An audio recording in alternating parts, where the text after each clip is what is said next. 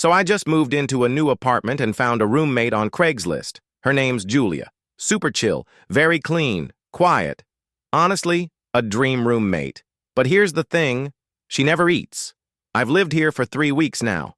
I cook, I snack, I order takeout. But Julia? Nothing. I've never seen her touch food. Not once. I thought maybe she eats when I'm not around. But I work from home. I'm always around. One night I got curious. I waited while pretending to sleep on the couch. Around 2 in the morning, I heard her bedroom door creak open. She walked out slowly, barefoot, silent, and I swear she was humming something. She didn't go to the kitchen, she just stood in the hallway, facing my room. I didn't move. After like 5 minutes, she turned around and went back into her room. The next morning, I asked her, "Hey, do you want breakfast?" She just smiled and said, "I already ate." That night, I locked my door. Several minutes later, I got a text. "You don't need to do that." I never told her I locked it. Fast forward few months, I'm staying at my parents' house now, and when I told them everything, they froze. My dad looked pale. "Julia?" he asked. "Was that her name?" Apparently, a girl named Julia died in this apartment 5 years ago. She was found in the hallway, starved to death. I just bought my first house. The house is old, super cheap, and emits a kinda creepy vibe, but I figured it just needed some love. On day 3 of unpacking, as I was hanging up clothes, I noticed something weird in the back of the bedroom closet. The wood paneling looked off, like it had been cut out and put back. I tapped on it, and the wall emitted a hollow sound. I pulled it, and sure enough, it opened. It was like a tiny hidden door. Behind the door, there was a narrow staircase going down, way down. Now, I'm not an idiot. I brought my phone, turned on the flashlight, and recorded everything just in case. I like to post on Reddit, and without proof, they would have flamed me. I decided to go down the staircase, and it led to this tiny room. The room was pitch black, no lights, just a table and a single dusty Polaroid photo. When I realized what I was looking at, my heart sank. It was a photo of me sleeping in my bed from the night before. Before I knew it, I was running as fast as I could out of there. I vacated the premises and called the cops. They searched the place and found nothing, no fingerprints, and no sign anyone else had been living there. Then the detective looks at me and goes, "You said you just bought this house, right? You sure you're the only one who ever left?" After this incident, I decided to list the house. I'm crashing on my friend's couch now, and I still can't get the creepy image out of my head. A few years ago, my brother would get a call on his cell phone around 2 to 3 a.m. every night. He would answer, and it was this hellish-sounding noise, like static mixed with screams. He changed his cell number after a month of this, and it stopped. Then, after a week or so, it began again. The exact same noise at the exact same time. Finally, one day, he decided to backdial the call. It was an old man that had no clue what he was talking about. Still, the calls persisted. If he didn't answer, it would call a few more times. No messages were left. He decided to say screw it. Ended his contract with his phone company, switched to a new one, and then got another new number. You guessed it, the screaming static calls continued after a short delay. By this time, he was terrified every night, unsure why this was happening.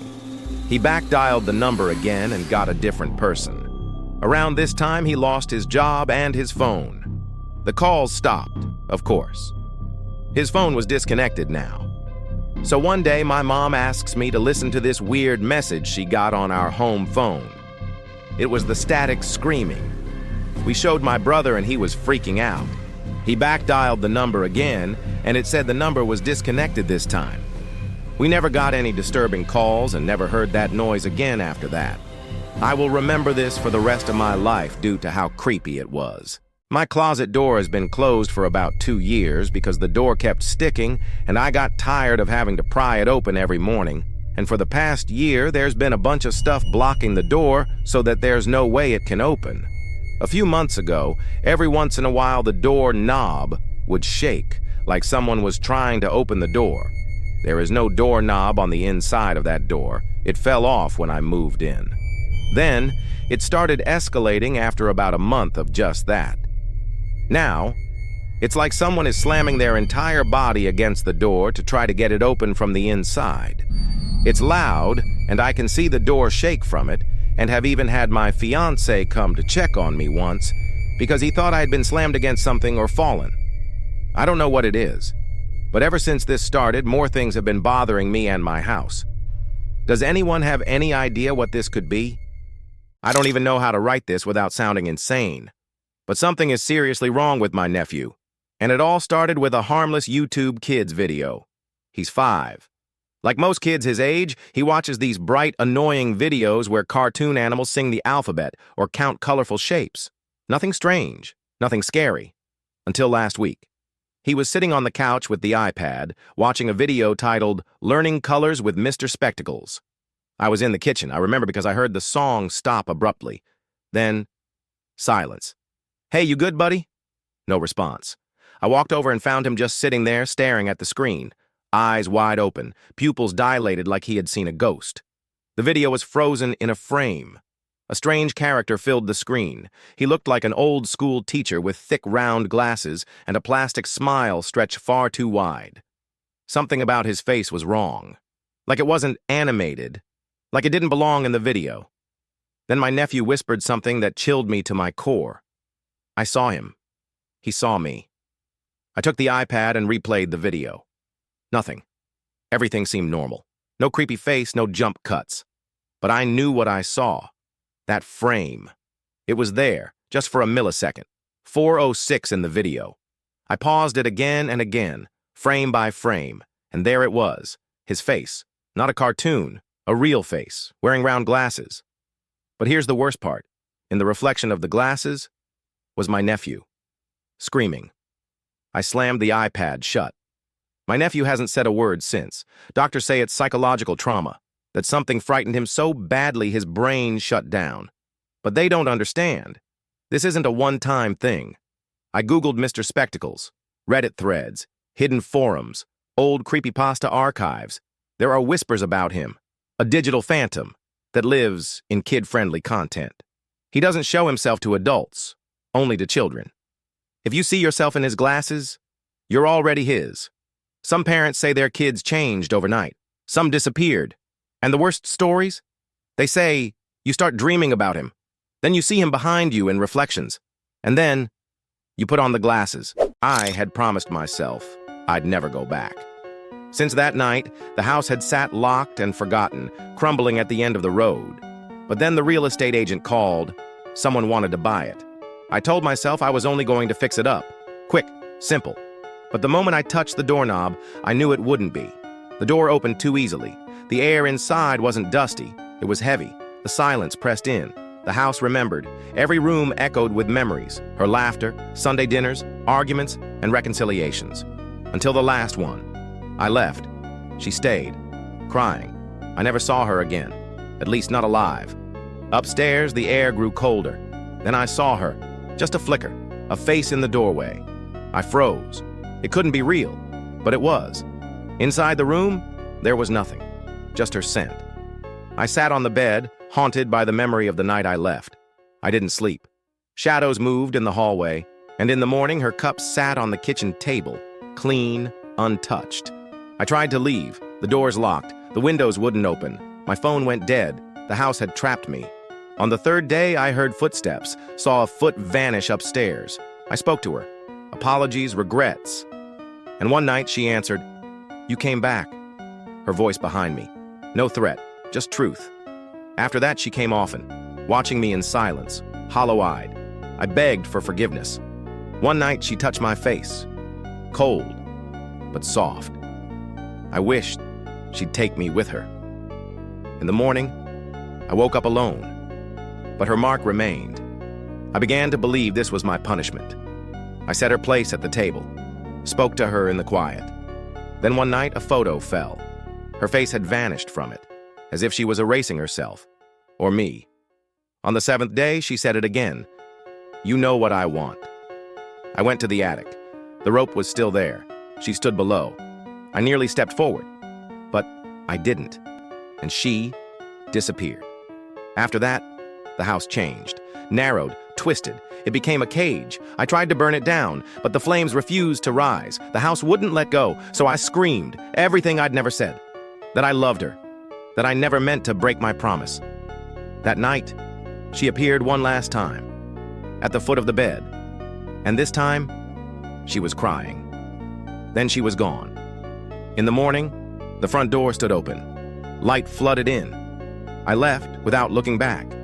But I know she's still there, waiting for me to finish what I started. Last night, around 1 a.m., I had a local notification from Ring.